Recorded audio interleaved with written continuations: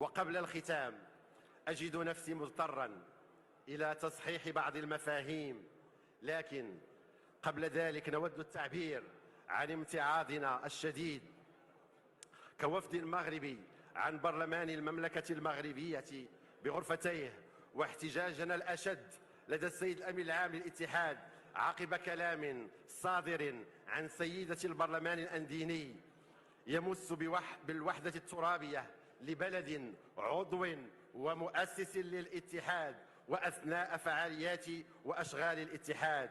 والسيدة ليست عضوة في الاتحاد، مجرد ضيفة ولا تربطها أي علاقة بالتعاون الإسلامي، وهو ما نعتبره السيد الأمين العام المحترم خرقا سافرا لأهداف الاتحاد والتقيد بميثاقه، وزيغا عن فلسفة تنشئته ومراميه، وهدرا لحقوق الدول الأعضاء داخل الاتحاد، ومسا بكرامتهم، وخدشا لحيائهم، وحطا من وقار وهيبة فضاء الدول الإسلامية من خلال السماح لأفراد لا علاقة لهم لا بالعروبة ولا بالإسلام، فقط لهم علاقة وطيدة بزرع البلبلة وتسميم الأجواء الأخوية بين الأشقاء بالتدخل في شؤون داخلية بين أبناء الوطن الواحد. ونهيب بالسيد الأمين العام بالسهر على عدم تكرار هذا السلوك والعمل على سحبه من تقارير اتحاد مجالس الدول الأعضاء من منظمة التعاون الإسلامي. فالمغرب كما الجزائر الشقيقة عانى من نير الاستعمار ونير الإمبريالية، وكان كفاحهما مشترك من أجل الحرية، وحصل المغرب على استقلاله منذ منتصف الخمسينيات، ومنذ ذلك الحين وهو ورش للبناء واستكمال لوحدته الترابية. لذلك وجب التمييز لمن اختلطت عليه المفاهيم بين المستعمر المعمر الطامع في الأرض والمجزئ لها، وصاحب الأرض الذي يسعى للذود عنها والحفاظ على إرث الأجداد من خلالها.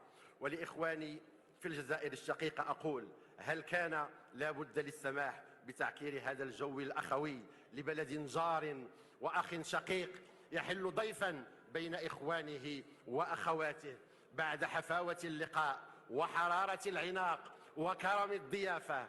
لا أعتقد أخوتي أن ذلك كان ضروريا. وسأستعير تعبير للسيد النائب المحترم يوسف الرحمنية عن المجلس الشعبي الوطني لما قال خلال اجتماع للجنة السياسية عقب حديث بين الأشقاء: هنيونا.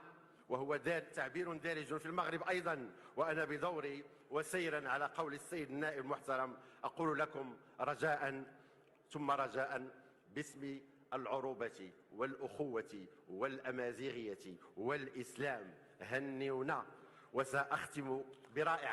وسأختم برائعة الراحل الجزائري بحمان الحراشي رائد الفن الشعبي العاصمي، وهو يقول: سعفني ونسعفك، قدرني ونقدرك، عهدني ونعهدك، ما تسبقني للعار، والله يخلينا أحباب طول الدهر والأيام، والله ينجينا من العيوب، والجار حبيب الجار. كل متمنياتي بالنجاح لأشغال المؤتمر. شكرا.